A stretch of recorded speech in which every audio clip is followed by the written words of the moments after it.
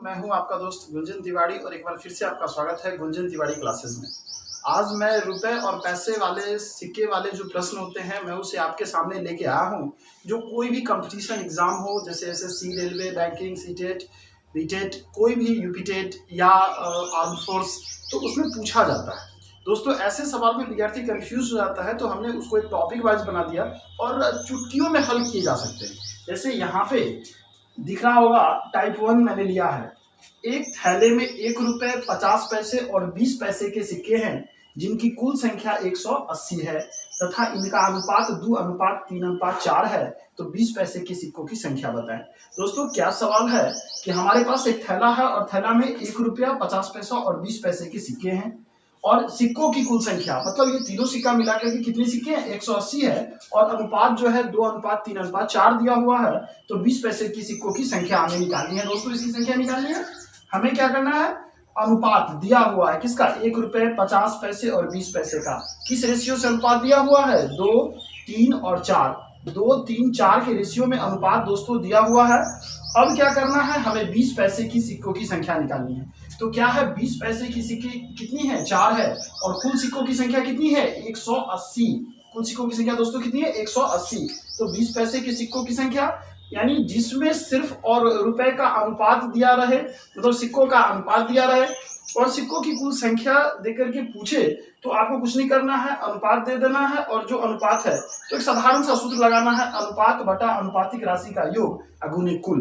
अनुपात कितना है, 4 था, 20 पैसे वाले का अनुपात क्या है, 4 है और कुल तो 2, 3, 4 इसका कुल, यानी 2 जोड़ 3 जोड़ 4 और कुल सिक्के कितने हैं दोस्तों, 180 तो गुने 180, 4, 3, 5 और 4, 9 गुने 180, 20 नमा 180, यानी कुल सिक्कों की संख्या कितनी हो गई, 80। दोस्तों इसमें क्या करना है, बस साधारण सी बात थी, अनुपात बटा अनुपातिक राशि का योग गुने कुल। कब, जब आपको कुल सिक्कों की संख्या दी रहे और सिक्कों का अनुपात दिया रहे। क्या दिया रहे दोस्तों, सिक्कों की कुल संख्या और सिक्कों का कुल अनुपात दिया रहे, तो आपको इस तरह से हल कर सकते हैं। उसी का एक अगला टाइप है, अगला प्रश्न है, सॉरी, इसमें क्या है कि किसी बैंक में 50 पैसे, 25 पैसे और 10 पैसे के सिक्कों का अनुपात 11:13:17 दिया हुआ है। मतलब जो 50 पैसा है, 25 पैसा और 10 पैसा है, उसके सिक्कों का अनुपात 11:13:17 है और इनकी कुल संख्या कितनी दी हुई है, 127 है। तो 10 पैसे के सिक्कों की संख्या बताएं। दोस्तों यहाँ पे क्या करना है, आपको मैंने बताया कि यदि सिक्कों की कुल संख्या दी हुई हो और सिक्कों का अनुपात दिया हुआ हो, क्या देखना है, सिक्कों की कुल संख्या और सिक्कों का कुल अनुपात। तो देखो सिक्कों की कुल संख्या दोस्तों कितनी है, 127 है और सिक्कों का अनुपात कितना है, 50 पैसे, 25 पैसे और 10 पैसे वाले सिक्कों की अनुपात है 11:13:17। अब पूछ रहा है हमें 10 पैसे वाले सिक्कों की संख्या। दोस्तों यहाँ पे क्या पूछ रहा है, 10 पैसे वाले सिक्कों की संख्या। तो 10 पैसे वाले क्या है, 17 है। तो मैंने बताया कि ऐसे प्रश्न में क्या करना है, अनुपात बटा अनुपातिक राशि का योग, अनुपात बटा अनुपातिक राशि का योग। तो यहाँ पे क्या है, 17 है और 10 पैसे वाले 17, तो 17 हो गए और 11, 13, 17 जो था उसका योग, अनुपातिक राशि का योग अगुने कुल। कुल कितनी होती है, कितनी संख्या, 127 है, तो गुने 127 हो गया दोस्तों। अब क्या करना है, 17 का वैसे ही रह गया और ये तीनों को जोड़ेंगे तो कितना होगा, 41 और कुल कितना, 127 है। 41 तिया जो है, मैंने 41 को 3 से गुना करते हैं तो 127 आता है, तो 3 मरतबे कट गया। अब हमारे पास 17 बच गया, ऊपर में 3। ये देखने में आपको नीचे लग रहा है लेकिन यहाँ पर भी लिख सकते हैं। तो अब 17 तिया कितना हो गया, 51, यानी 10 पैसों के सिक्के की संख्या कितनी होगी दोस्तों, 51, यानी कुल 51। फिर से मैं बता दूं कि टाइप 1 में आपने क्या सीखा कि यदि सिक्कों की कुल संख्या और सिक्कों का अनुपात दिया हुआ रहे तो आपको क्या करना है, अनुपात बटा अनुपातिक राशि का योग गुने कुल कर देना है और आपका आंसर तैयार है। इसका अगला टाइप है, टाइप 2 में हमें चलना है। टाइप 2 में क्या होता है कि इसमें सिक्कों के मूल्यों का अनुपात और सिक्कों की संख्या दी रहती है। दोस्तों फिर से जान लीजिए, टाइप 1 में आपने क्या सीखा, सिक्कों की संख्या और सिक्कों का अनुपात दिया रहता है। इसमें सिक्कों की संख्या और सिक्कों के मूल्य का अनुपात दिया रहता है और तब आपको पूछता है। अगर थोड़ा सा भी आप प्रश्न समझने में अगर दिक्कत कर लेते हैं तो आपका जो आंसर आएगा तो जरूर आंसर, लेकिन वो आंसर निगेटिव हो जाता है। दोस्तों यहाँ पे ध्यान देने वाली बात है, एक थैले में 1 रुपए 50 पैसे और 25 पैसे के कुल 340 सिक्के हैं, मतलब उसमें 1 रुपया 50 पैसा और 25 पैसे के सिक्कों की संख्या कितनी है? 340 है। और इनके मूल्य का अनुपात 5:4:1 है। पहले वाले प्रश्न में देखा कि सिर्फ सिक्कों की अनुपात दी हुई थी, और इसमें क्या है? मूल्यों का अनुपात है। क्या है? 5:4:1 है। तो 50 पैसे के सिक्कों की संख्या दोस्तों पूछ रहा है, और हम कैसे बनाएंगे? तो सिक्कों की कुल संख्या 340 दी हुई है। मूल्य का अनुपात क्या दिया हुआ? 1 रुपया 50 पैसा और 25 पैसे के सिक्के हैं। तो 1 रुपए के सिक्के कितने हैं? 5 हैं। 50 पैसे के सिक्के कितने हैं? 4 हैं। 25 पैसे के सिक्के कितने हैं? 1 है। अब दोस्तों हमें क्या करना है? यहाँ पर देखिए, हमने अपने मन से गुना किया। अब अपने मन से क्या गुना किया? यहीं पर एक समझने वाली बात है, बस हो गया। दोस्तों क्या है, देखिए 25 पैसे वाले सिक्के हैं, इसको अगर 1 रुपए के सिक्के में बदलेंगे तो क्या करेंगे? 4 सिक्कों की जरूरत पड़ेगी। तो अनुपात जो 1 दिया हुआ उसको 4 से गुना कर दिए। फिर से दोस्तों समझ लीजिए, 25 पैसे के सिक्के, तो 25 पैसे के 4 सिक्के मिलाकर के 1 रुपए बनते हैं। तो इसका अनुपात कितना? 1 है, तो इसको 4 से गुना कर दिए। 50 पैसे के सिक्के कितने? 4 हैं। 50 पैसे के 2 सिक्के मिला के 1 रुपए बनते हैं, तो गुने 2 कर दिए। 1 रुपए के सिक्कों की जरूरत ही नहीं है, खुद है, तो सिर्फ 1 से गुना किए। अब यह जो अनुपात दिया हुआ है हमारा 5:4:1, इस अनुपात में हमने क्या किया दोस्तों? यहाँ पे मल्टीप्लाई कर दिया 4 से, 2 से और 1 से। दोस्तों यहाँ पे अब समझने वाली बात बस इतना ही थी कि हमने क्या किया दोस्तों? 5, 4, 1 से मल्टीप्लाई कर दिया। तो 4 एकम 4, 4 दूनी 8 और 5 एकम 5। अब हमारी रिक्वायर्ड रेशियो हो गई 5:8:4। अब है 50 पैसे वाले सिक्कों की संख्या। तो 50 पैसे वाले सिक्के कहाँ? यहाँ पे इस सामने है। तो 8 अनुपातिक राशि और बटा अनुपातिक राशि का योग, तो कितना? 5, 8 और 4, यानी 5 + 8 + 4। कुल सिक्के कितने थे? 340। तो 8, 8 × 5 13 और 4 17, 17 दूनी 34, तो यानी 20 मरतबे कट गया। और 20 को 8 से गुना करेंगे, कितने हो जाएंगे? 160 सिक्के। मैं दोस्तों फिर बता दूं कि इस प्रश्न में पिछले वाले प्रश्न से अंतर कितना है कि पिछले वाले प्रश्न में सिर्फ सिक्के की कुल संख्या और सिक्कों का अनुपात दिया हुआ रहता था। इसमें सिक्कों की कुल संख्या और सिक्कों के मूल्यों का अनुपात दिया हुआ है, इसीलिए ये हमें गुना करना पड़ा। और इसमें कुछ है नहीं, बस 25 पैसे के 4 सिक्के, तो अनुपात को 4 से, 50 पैसे के 2 सिक्के की जरूरत होती है, तो अनुपात को 2 से, और रुपए के सिक्के की जरूरत ही नहीं होती है, बस 1 से गुना करना, 1 से, और बाकी तो कैलकुलेशन होती है दोस्तों। उसी का टाइप 2 का ही अगला प्रश्न है। कैसा प्रश्न? वैसे प्रश्न जिसमें सिक्कों के मूल्य का अनुपात और सिक्कों की कुल संख्या दी हुई रहती है। दोस्तों इसमें क्या है कि किसी बैंक में 50 पैसे, 25 पैसे और 20 पैसे के सिक्के हैं, इनके मूल्यों का अनुपात 2:3:4 है तथा कुल संख्या 180 है। तो 25 पैसे के कितने सिक्के हैं? दोस्तों यहाँ पे क्या है? कुल सिक्के कितने? 180 हैं। और मूल्य कैसा है? 50 पैसा, 25 पैसा और 20 पैसे है। 50 पैसे के सिक्कों की अनुपात 2:, 25 पैसे का 3 और 20 का 4 है, यानी हमारे पास रेशियो क्या दिया हुआ है? 2:3:4। अब हमें क्या करना है दोस्तों?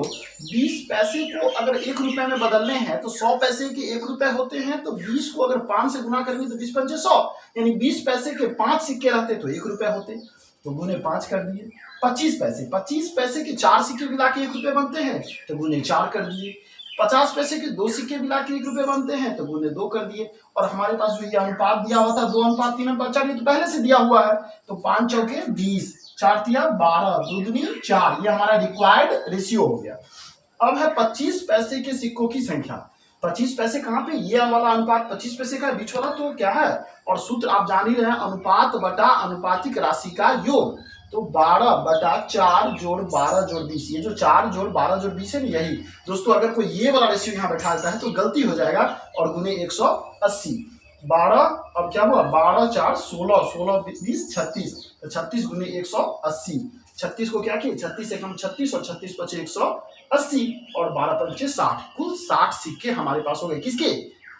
25 पैसे के कुल कितने सिक्के हो गए? 60 सिक्के। टाइप 3 है। टाइप 3 में क्या है कि इसमें आमदनी का अनुपात दिया रहता है, खर्च का अनुपात दिया रहता है, बचत दिया रहता है, और फिर हमें निकालनी होती है। दोस्तों क्या करना है? आप जैसे दिया हुआ है कि सीता और गीता की आमदनी का अनुपात 8:11 है, और खर्च का अनुपात कितना है? 7:10 है। दोनों 1000 रुपये बचाते हैं, यानी दोनों 1000 रुपये बचाते हैं। तो सीता की आमदनी बताइए। दोस्तों यहाँ क्या है? सीता और गीता की आमदनी है, तो हमने सीता और गीता की आमदनी को लिख दिया। और हमने क्या किया? माना, चूंकि अनुपात में दिया हुआ था तो अनुपातिक राशि से अलग करने के लिए कुछ लगाना पड़ता है। के लगाइए, एक्स लगाइए, ABCD कुछ लगाइए।